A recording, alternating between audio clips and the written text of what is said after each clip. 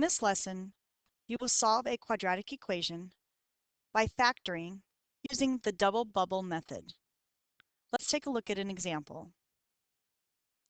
In this example, it says to solve and graph the quadratic equation.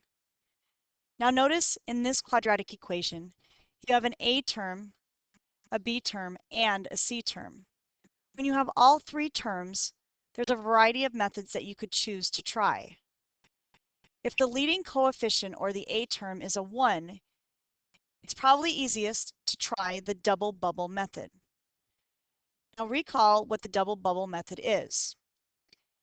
When you're factoring this trinomial, you're going to start by looking at the C term, which would be the 8. And you're going to list all of the factors of 8, or the products of 8. So you've got 1 times 8 and 2 times 4. And you're going to choose the two that add up to the B term, that have a sum of 6, which would be the 2 and the 4. So what you're going to do then is draw two sets of parentheses, which we call bubbles. And the x squared, you're going to split up into each parenthesis, 1x in the first parenthesis and 1x in the second. And then if you look down here at the two numbers that you chose that had a product of 8 but a sum of 6, you're going to put the 2 in one parenthesis and the 4 in the other. Now those are the factors of x squared plus 6x plus 8. And if you FOILed x plus 2 times x plus 4, you would get back to that trinomial. But we want to solve this, not just factor it. So factoring is what we need to get to solving. So we're going to set this equal to 0. Now, similar to the problems that you did when you had to factor out the greatest common factor, you're going to first separate this into two equations. So you would have x plus 2 equals 0 and x plus 4 equals 0. And this time, neither of your choices will be 0 for your x-intercepts. So if you solve both of these equations, one of your x-intercepts is -2. If you solve the second equation, your other x-intercept is -4. Now let's go to the graph and graph these x-intercepts. If one x-intercept is -2 and the other is -4, and you look above, I tell you that the vertex is at -3, -1, which is right here. So you can see the parabola forming. So from here, we just want to sketch our parabola. So that's the parabola for this particular quadratic equation. So again, you can use the double bubble method of factoring to help you solve a quadratic equation when the leading coefficient is 1 and you have an A, a B, and a C term. Let's take a look at another example. Now in this example, you'll notice I have a line because I'm going to show you two ways to solve this equation. First, the double bubble method, and then if you've learned the quadratic formula, I want to show you how that would always work as well, because the quadratic formula works in every situation. Okay, so to do the double bubble method, we're going to start with C, which is 36, and write down all the different numbers that multiplied equal 36. So we have 1 and 36, we have 2 and 18, 3 and 12, 4 and 9, and 6 and 6. We want to choose the pair that has a sum of the B term, which is the 12, and that would be the 6 and the 6. We will then split up the x squared and put 1x in each parenthesis. And these are our bubbles. That's why we call it the double bubble method. We will then look at our pair that we chose, the 6 and the 6, and they're both positive. So we'll put a 6 in each parenthesis. Now this will be an example because these match, and whether you solved one or the other, you're going to get the same answer. So this is an example where you'd only have one x-intercept, which means the vertex and the x-intercept are actually the same. So regardless of which one you solve, because you're going to solve them the same way, you're going to get -6. So this only has one solution. Now let's go ahead and plug this into the quadratic formula as well. So using the quadratic formula, we need to identify the A, the B, and the c. The a is 1, the b is 12, and the c is 36. So we're going to go ahead and plug that into the quadratic formula, which is x equals, because x stands for the x-intercepts, the opposite of b plus or minus the square root of b squared minus 4ac all over 2a.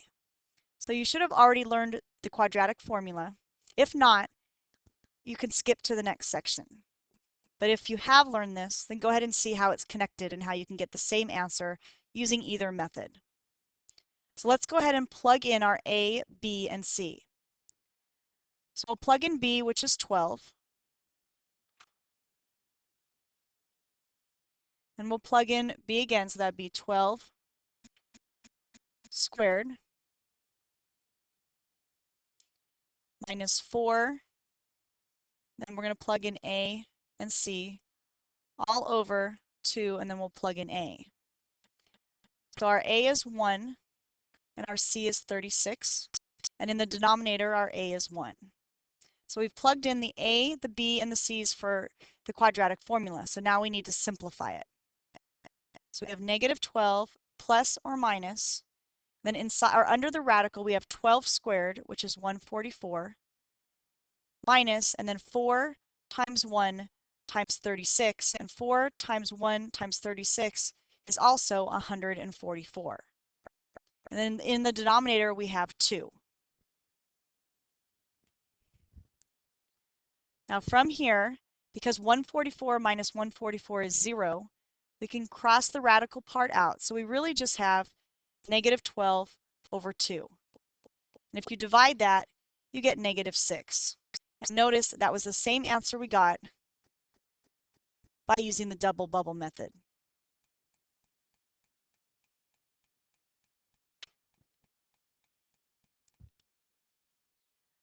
Okay, in this problem, we need to first write our equation in standard form. So we have the a and the b terms on the left, but we need the c term as well. So we need to add the 90 over to the other side. Now, it doesn't matter where you put it when you add it. You just need to know that it's got to get over there. So we're going to have 2x squared minus 28x plus 90 equals 0. Now, one thing that you need to get used to is you need to always first look to see, before you do the double bubble method or anything else, you need to see whether or not the three terms have a greatest common factor, because if it does, you want to factor it out. So notice when you look at the 2, the 28, and the 90, hopefully you can see that 2 divides into all three of those numbers, which means 2 is the greatest common factor.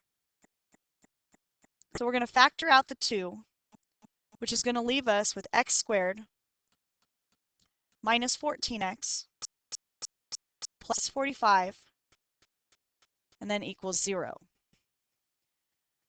So notice the trinomial that we have left in parentheses. We can now go ahead and double bubble that to find our x-intercepts. Because the 2 doesn't have a variable, you actually can ignore the 2 for the remainder of this problem.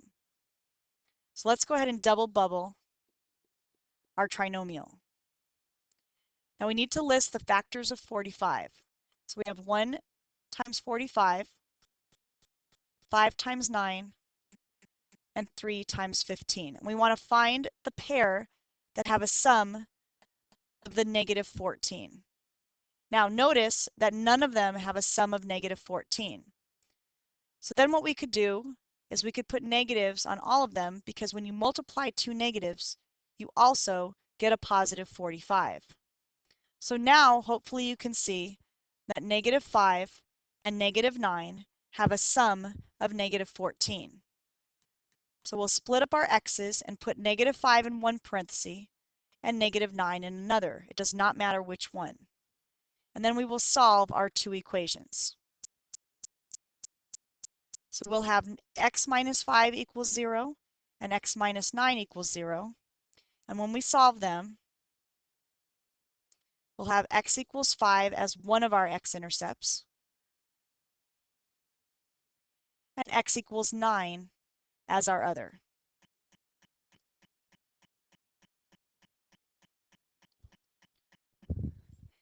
Now notice in this problem we have an A and we have a C, but we have no B. So what you can do is, if you want, you can put a 0x in the middle, which takes the place of the B. So that way at least you have a number to look at. Oops, and that should be a 16. Now we can go ahead and try to double bubble this. So let's look at the factors of negative 16. Now remember, because that's negative, one of the two numbers needs to be negative. So we can use 1 and negative 16, or negative 1 and positive 16. We can use 2 and negative 8, or negative 2 and positive 8. Then we of course have negative 4 and 4. We're going to choose the pair that adds up or has a sum of 0, our middle term. And that will be the negative 4 and the positive 4. So in our bubbles or parentheses, we'll have x minus 4 and x plus 4 as our factors.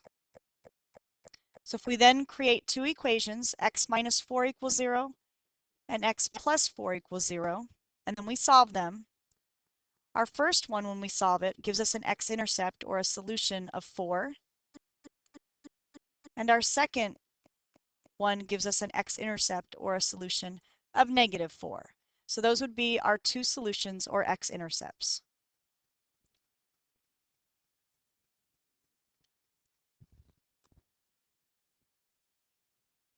Okay, in our last problem, we're going to go ahead and solve this, and then we're going to graph it as well.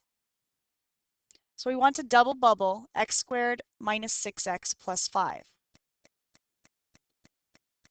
So we need to find all of the factors of 5 and choose the pair that has a sum of negative 6.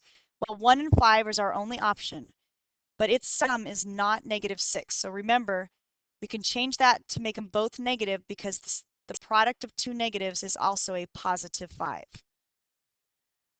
So that has a sum of negative 6, so we can use those. And now we will create two equations and solve both equations. So our first equation has an x-intercept, or gives us an x-intercept of 1. And the second one tells us that this equation has an x-intercept of 5. Then if you look up above, you will see our vertex is 3, negative 4. So let's graph the 3, negative 4 first, which would be right here on the graph. And then we can graph our two x-intercepts, which are at 1 and 5. And again, you can see your parabola forming. So if we just sketch it,